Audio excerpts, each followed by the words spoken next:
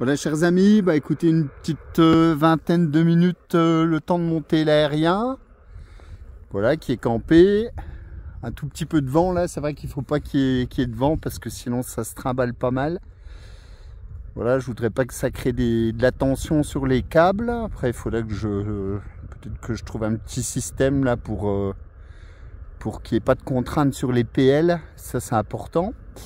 Alors, on va faire un petit essai au niveau du ROS. Donc, je me repère.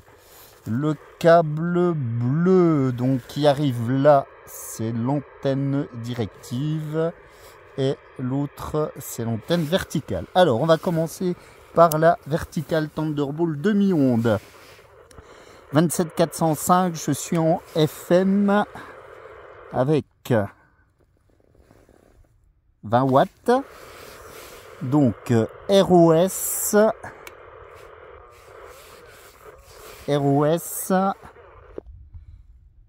je suis à 1.1 sur 27405. Et 27905, on va dire un peu en haut de bande. 1.0. Donc nickel. Voilà, je regarde si ça correspond. Petit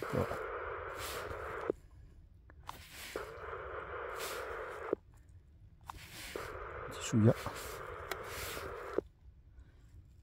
Voilà, donc c'est à peu près ça. Bon, à 0,1 point près, hein, forcément, puisqu'on ajoute du câble au câble, hein, entre le câble d'alimentation du poste, du commutateur, la perte du commutateur et le ROS que ça peut générer. Forcément, il y a toujours un petit différentiel. Donc voilà pour l'antenne verticale. Et maintenant, l'antenne horizontale DBZ11, donc 27405. Je suis à 1.0 et en haut de bande 1.3. 1.3 en haut de bande.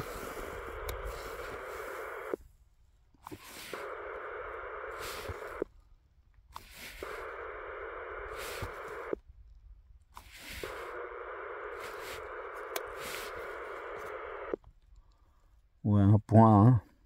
Ouais, il y a un petit différentiel, mais bon, qui est pas énorme. La perte, on va dire, n'est pas énorme. Alors, on va essayer de voir maintenant en réception ce que ça donne. Puis après, on essaiera de faire quelques petits contacts. Voilà. On va repasser en USB.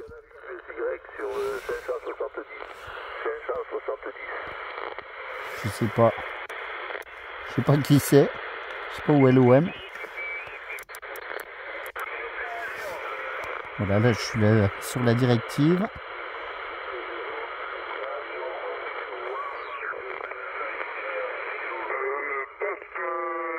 Terminaison 5, là, parce que il y a du monde, hein, il y a du monde.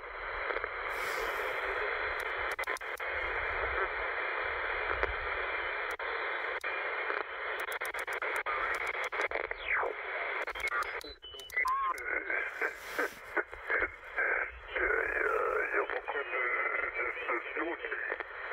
57, C'était bien avant que c'était arrivé, hein. 59, avec l'antenne directive.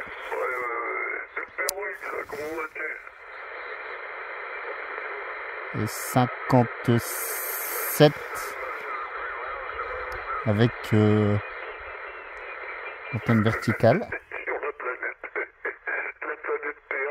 Donc 59 avec l'antenne verticale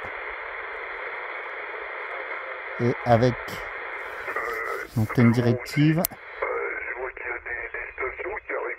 On est à peu près identique là. Il y a peut-être un point d'écart quoi. C'est à peu près ça. Il faudrait voir en émission. Là je suis bimé plein sud. Plein sud. sud.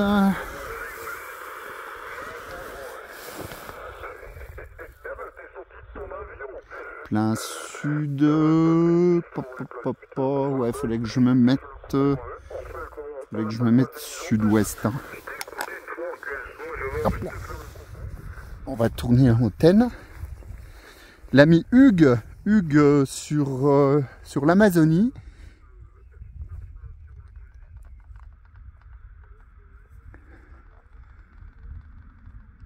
Voilà, je tourne ça à la main. Hop là.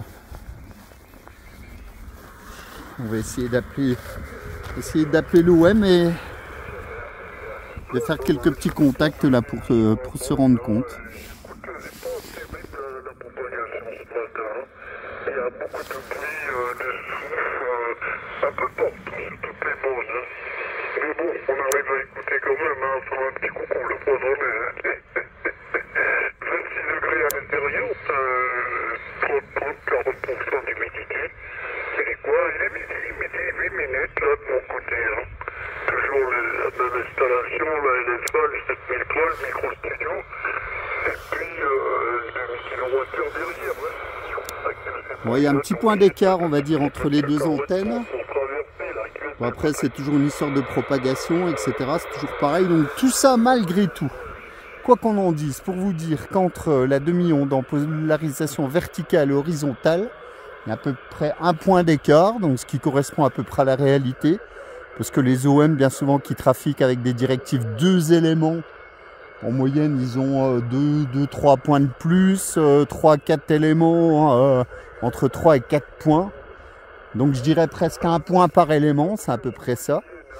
Voilà pour les conditions. Alors ça dépend toujours aussi de la hauteur des antennes, de la position géographique, de la qualité du sol.